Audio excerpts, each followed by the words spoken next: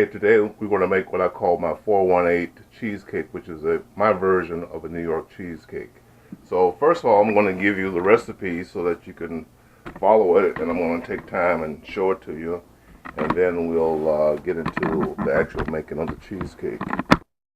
Rather than give you a long, drawn-out explanation of what I did, the ingredients I used, and how I prepared the oven to bake this cheesecake, I'm just going to refer you to the bottom of my video information section. There you'll find my recipe as well as how I prepared the oven temperature wise and durations to cook this 418 cheesecake.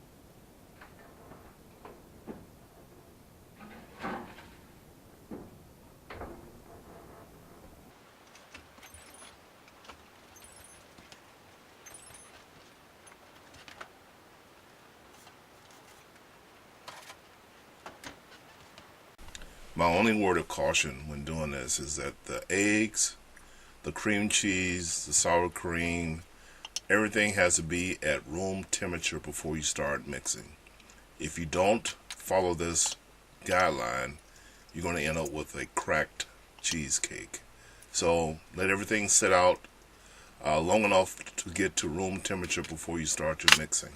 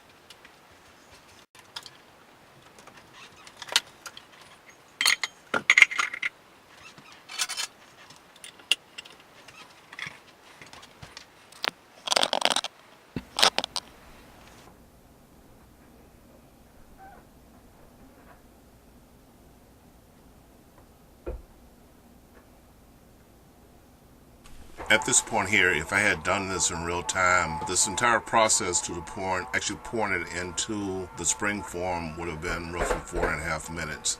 But to save time, I'm going to speed this thing up here.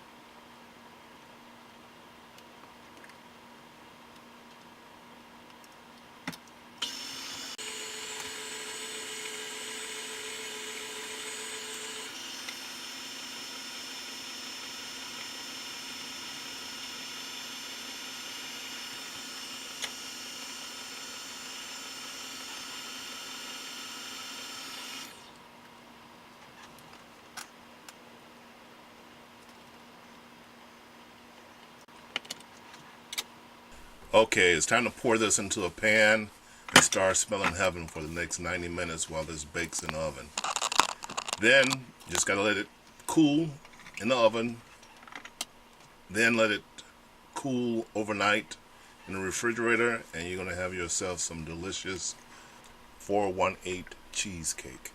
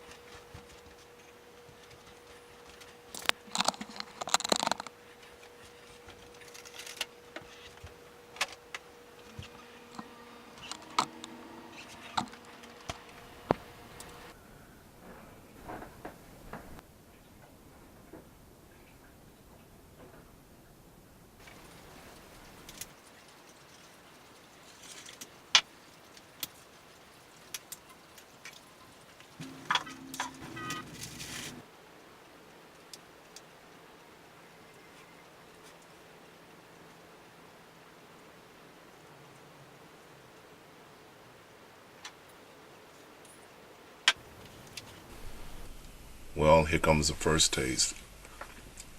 Man, that stuff tastes good. Gotta have another piece here. Well, I think this is gonna be eaten up very quickly. That's another. Ooh, look. Oh, man. That tastes so good. I just gotta step back and look at it. Look at that. Man, I can't believe it. That tastes so great. Thanks for watching the video. I'm going to enjoy the rest of this cheesecake and share it with the family.